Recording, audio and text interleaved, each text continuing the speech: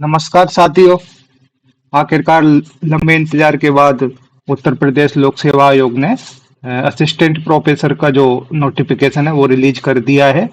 तो जिसके बारे में हम संपूर्ण जानकारी जानते हैं कि कब से ऑनलाइन आवेदन प्रारंभ होने वाले हैं, कब तक रहेंगे, कितनी वैकेंसी है।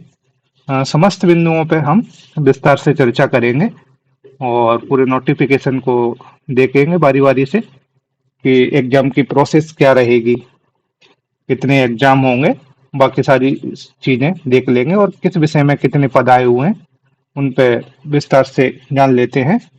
तो चलिए, ये जो नोटिफिकेशन है कल 4 तारीख को आया था, 4 सितंबर को।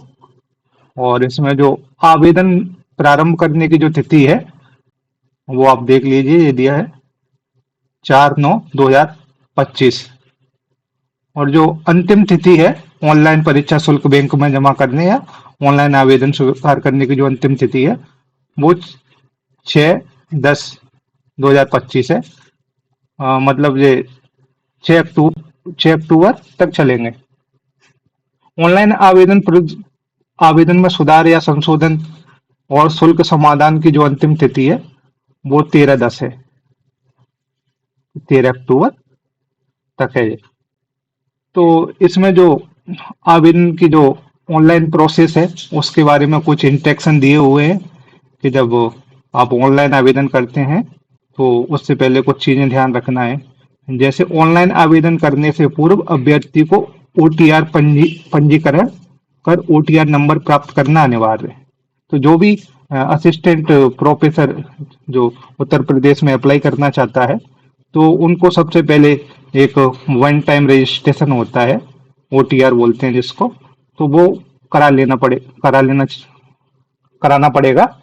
और यह आप जब भी ऑनलाइन करो उससे 72 घंटे पहले करा लेना, और ओटीआर नंबर आपको जब प्राप्त हो जाएगा उसके बाद ही आप असिस्टेंट प्रोफेसर का जो फॉर्म है उसको भर पाओगे। तो ये इसके बारे में जो प्रोसेस है वो आप पहले ही करा लेना। तो चलिए थोड़ा और इसके बारे में जानते हैं कि आवेदन का जो शुल्क है वो क्या रखा है। तो जो यूआर, अनरिजर्व और ईडब्ल्यूएस और पिछड़ा वर्ग, ये तीनों कैटेगरी के लिए जो पोर्टल चार्ज मिला के 125 रुपये है। और SC ST के लिए या 65 रुपये है पोर्टल चार्ज मिला के। और जो दिव्यांगजन है उनके लिए 25 रुपये फीस रखी गई है। चलिए और बिंदुओं पे देख लेते हैं।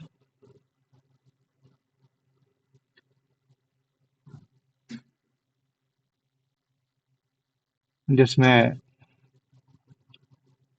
18 पेज का नोटिफिकेशन दिया है, उसमें कई सारी चीजें हैं तो जो हमारे काम की हैं उनको देख लेते हैं।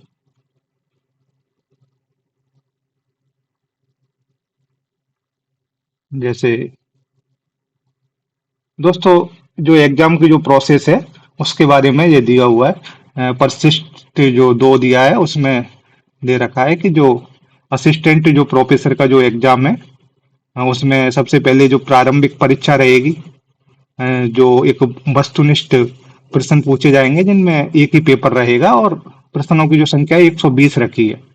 जिसमें से जो सामान्य अध्ययन के 30 प्रश्न पूछे जाएंगे, और जो आपका एक जो भी सब्जेक्ट रहेगा उसके 90 प्रश्न पूछे जाएंगे। तो दोनों को मिला के 120 प्रश्न बनेंगे। बाकी जो गणित विषय है उसके लिए जो प्रश्नों की संख्या है वो 70 है। तो बाकी सबके लिए 120 प्रश्न रहेंगे। जो गणित है, गणित सब्जेक्ट वाले हैं, उनके लिए 100 प्रश्न ही रहेंगे। जो कुल पूर्णांक है वो 150 का रहेगा। और जो टाइमिंग है इसकी एग्जाम की, जो प्रारंभिक परीक्षा है उसकी 2 घंटे है। देख लीजिए आप, ये दे रखा है 2 घंटे। इसमें दे रहा है कि उपयुक्त प्रथम चरण की जो प्रारंभिक परीक्षा में उत्तीर्ण अभ्यर्थी ही मुख्य परीक्षा में सम्मिलित होंगे। जो अभ्यर्थी प्रारंभिक परीक्षा को क्वालिफाई कर पाएंगे वही मेंस के लिए बुलाए जाएंगे। तो जो मेंस का जो प्रोसेस है वो भी दिया हुआ है कि इसमें जो मेंस का जो पेपर होगा वो एक होगा जिसमें 20 प्रश्न रहेंगे। जिसमें वो जो पूर्णांक है 200 अंकों का होगा। और इसकी जो समयावधि है वो 3 घंटे की है। तो जैसा कि जो मेंस की जो परीक्षा है वो लिखित परीक्षा होगी, और इसमें 20 प्रश्न पूछे जाएंगे, जिसमें से 10 प्रश्न रहेंगे आपके लघु उत्तरीय प्रश्न, जो जिनकी जो वर्ड लिमिट है वो 125 रहेगी, और एक प्रश्न 8 अंक का होगा।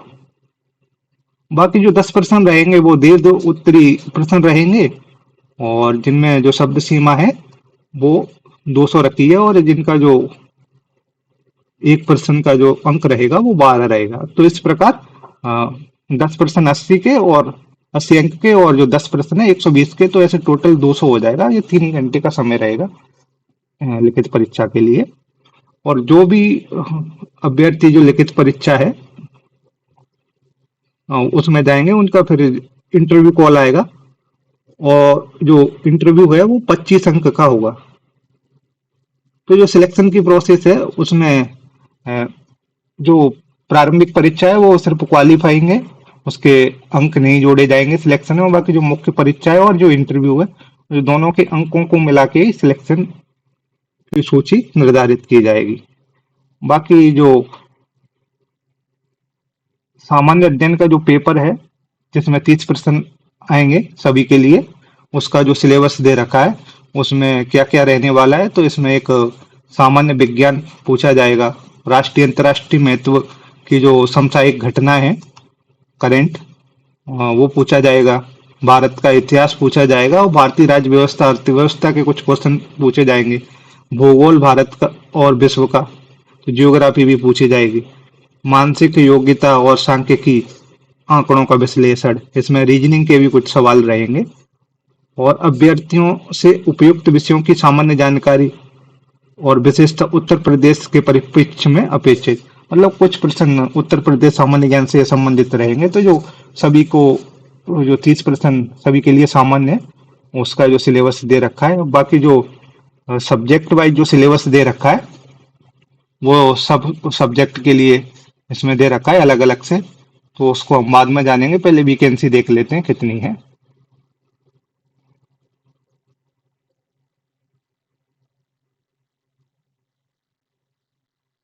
तो इसमें जो वैकेंसी है दोस्तों, वो इस बार ये देखिए 1253 टोटल वैकेंसी हैं इसमें। जो भी जो नोटिफिकेशन आया है उसमें 1253 टोटल वैकेंसी हैं, जिसमें से हम देख रहे हैं कि जो सबसे ज्यादा वैकेंसी हैं वह है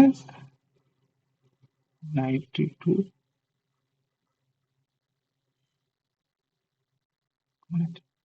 हाँ, जो वाणिज्य है उसमें 157 पद आए हुए हैं। ठीक है। बाकी जो हमारा जो एक हिस्ट्री सब्जेक्ट है उसमें 58 पद आए हुए हैं। और जो पॉलिटिकल साइंस है उसमें भी 57 पद हैं। जो हिंदी साहित्य है अ, उसमें 87 पद हैं। और जो इंग्लिश है उसमें 92 पद हैं। तो इस तरीके से टोटल जो पद हैं वो 1253 है। और अब इसमें जो हिस्ट्री का जो सिलेबस है उसको भी देख लेते हैं हम।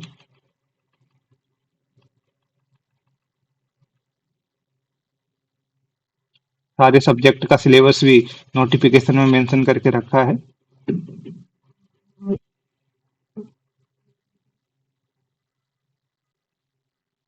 हाँ गया हिस्ट्री का।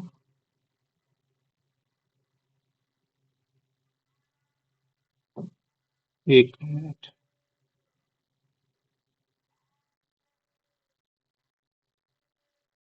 चलो मैं देख रहा हूँ, इसमें कहीं ना कहीं तो हिस्ट्री का दिया ही होगा। हाँ, तो चित्रकला, दर्शन शास्त्र, भारतीय नीति शास्त्र, सारे जो सब्जेक्ट हैं उन सभी के सिलेबस दिए हुए हैं। मेरे को लग रहा है ऊपर की साइड ही दिया होगा, तो थोड़ा ऊपर देखते हैं।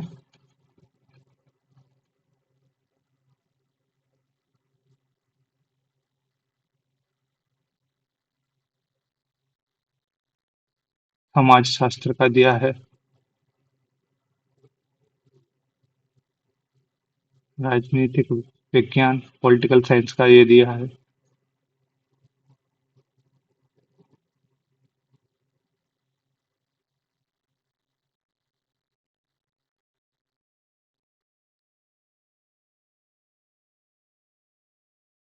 इतिहास का ये रहा दोस्तों, विषय इतिहास।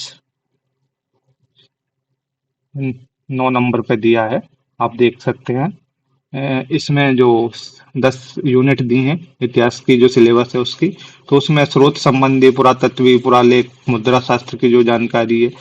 तो जो पहली यूनिट है वो एंशियंट हिस्ट्री की है। दूसरी जो यूनिट है इसमें राज्य से साम्राज्य, मगध का उत्थान, सिकंदर के अधीन आक्रमण, तो ये भी एंशियंट का दिया है पूरा। और जो तीसरी यूनिट है उसमें देख लेते हैं क्षेत्रीय राज्यों का उदय, दक्षिण के जो राज्य हैं गंग, कदम, और पश्चिम भारत के जो साम्राज्य, पल्लवी के मैत्र, गुजरात, और जो भी राजपूत काल है वो तीसरी यूनिट में दिया है। इसमें दक्षिण पूर्व एशिया के साथ जो व्यापार, मंदिर स्थापत्य, और ये सारी चीजें इकाई 3 में दी हैं। और जो इकाई 4 है उसमें मध्यकालीन भारतीय इतिहास के जो स्रोत है, मिडेवल, यहाँ से जो इकाई 4 है वहां से मिडेवल चालू हो जाता है। जो शुरू की जो 3 इकाई है वो एंशंट से संबंधित हैं। इकाई जो 5 है उसमें भी सल्तनत के जो प्रशासन वगैरह है, और जो मुगल प्रशासन है, मुगल काल है, उसके बारे में दिया हुआ है। और जो यूनिट 6 है उसमें समाज और संस्कृति, सामाजिक संरचना, सूफी, जो सूफी भक्ति आंदोलन, मध्यकालीन युग के जो संत थे, इसमें जो मिडेवल से संबंधित पूरा दिया हुआ है ना, इकाई 6 में। जो इकाई 7 है इसमें आधुनिक भारतीय इतिहास के जो स्रोत हैं उनके बारे में जानकारी दी है। तो जो पूरा यूनिट 7 है वहां से मिडे मॉडर्न चालू हो जाता है। और जो इकाई 8 है उसमें भी पूरा मॉडर्न ही है। कृषि के विस्तार और वाणिज्यीकरण, भू अधिकार, भू बंदोबस्त प्रणाली, ये सब पूरा सिलेबस है इकाई 8 में जो मॉडर्न का है। और पढ़ते हैं आगे। भारतीय राष्ट्रवाद का उत्थान, इकाई जो 9 है उसमें गांधीवादी आंदोलन, सुभाष चंद्र बोस और एनआईए राष्ट्रीय आंदोलन, इस प्रकार ये पूरा इकाई जो 9 है वो आधुनिक भारत से है। तो बोल सकते हैं कि इसमें एंशियंट के लिए शुरुआत की 3 इकाई, और जो मिडिवल है उसके लिए 4, 5, 6, और जो मॉडर्न है उसके लिए इकाई 7, 8, 9, इस प्रकार से रखा है। बाकी जो इकाई 10 है उसमें ऐतिहासिक प्रणाली और शोध और इतिहास लेखन है ना। तो जो हिस्टोग्राफी है वो यूनिट 10 में रखा है। और क्या क्या है 10 में वो भी देख लेते हैं। क्षेत्रीय इतिहास का महत्व, और इसमें जो पुनर्जागरण इतिहास लेखन का इसका महत्व, इतिहास लेखन में बर्लिन क्रांति, बी राके, इतिहास का जो मार्क्सवादी, भौतिकवादी, जो चक्रवादी, बोल सकते हैं कि जो पूरा यूनिट 10 है वो इतिहास लेखन से संबंधित सिलेबस है। तो इस प्रकार जो 10 यूनिट हिस्ट्री की हमने देख ली थी। बाकी और इसमें क्या एज लिमिट वगैरह है वो भी देख लेते हैं। एज लिमिट से के जो प्रावधान दिए हुए हैं उन पर भी थोड़ा चर्चा कर लेते हैं। एक नोटिफिकेशन 18 पेज का है तो इसको ऊपर नीचे स्क्रॉल करने में थोड़ा समय लग रहा है।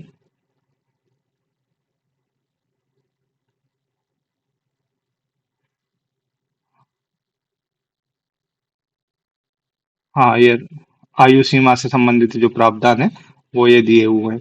अभ्यर्थियों को जो 1 जुलाई 25 को, जिनकी जो वर्ष आयु 21 पूरी हो गई है और उन्हें 40 वर्ष तक अधिक आयु नहीं होनी चाहिए, मतलब 21 साल से 40 वर्ष का जो कोई भी अभ्यर्थी है वो इस फॉर्म को भर सकता है। ठीक है। और जो अधिकतम आयु सीमा की जो छूट है, जो उत्तर प्रदेश की जो SC ST, उत्तर प्रदेश की जो जनजाति मतलब ओबीसी जो उत्तर प्रदेश के जो कैंडिडेट है उनको इसमें विशेषतः 5 वर्ष की छूट दी जाएगी, और उत्तर प्रदेश के समाज के दिव्यांग अभ्यर्थियों के लिए इसमें जो आयु सीमा है वो 15 वर्ष की अधिक रखी गई है। तो उसके लिए 15% की छूट दी रखी है। और बाकी जो मुख्य परीक्षा के संबंध में कुछ सूचनाएं दी हुई हैं। तो मुख्य परीक्षा की जो प्रोसेस थी हमने देख ही ली थी। इसमें कुछ इंस्ट्रक्शन दिए गए हैं मुख्य परीक्षा के लिए, है ना। तो वो हम जब मुख्य परीक्षा होगी उसका जो नोटिफिकेशन आएगा उसमें अलग से पढ़ लेंगे।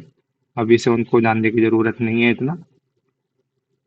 हाँ, तो ये पूरी प्रोसेस है और ये पूरा नोटिफिकेशन है। इसके जो ऑनलाइन जो फॉर्म भरना स्टार्ट हो गए हैं, तो आप जाके भर दीजिए जल्दी। और या 6 अक्टूबर तक ऑनलाइन की विंडो खुली रहेगी, तो आप उससे पहले ही ऑनलाइन अप्लाई कर देना। और जो करेक्शन वगैरह रहे तो वो 13 अक्टूबर तक रहेगा। तो ठीक है दोस्तों, आप पढ़ाई में लग जाइए आप, और बहुत अच्छे से तैयारी कीजिए, क्योंकि अभी एमपी में फिर से असिस्टेंट प्रोफेसर की वैकेंसी 26 में आने वाली है। और और भी राज्य हैं जिनमें वैकेंसी जैसे छत्तीसगढ़ हुआ आने वाली हैं। तो बहुत सारे हैं जिनके पास नेट क्वालिफाई है। हाँ, इसमें एक चीज मैं बताना भूल गया कि जो अभ्यर्थी हैं जिनके पास नेट क्वालिफाई है वो ही इसको अप्लाई कर पाएंगे, असिस्टेंट प्रोफेसर का जो फॉर्म है ना। बाकी जो यूपी के जो स्टूडेंट हैं उनके पास सेट होगा तो वो भर सकते हैं। बाकी जो अदर स्टेट के जो भी स्टूडेंट हैं उनके पास नेट क्वालिफाई या पीएचडी वगैरह होना जरूरी है। तो चलिए, धन्यवाद दोस्तों।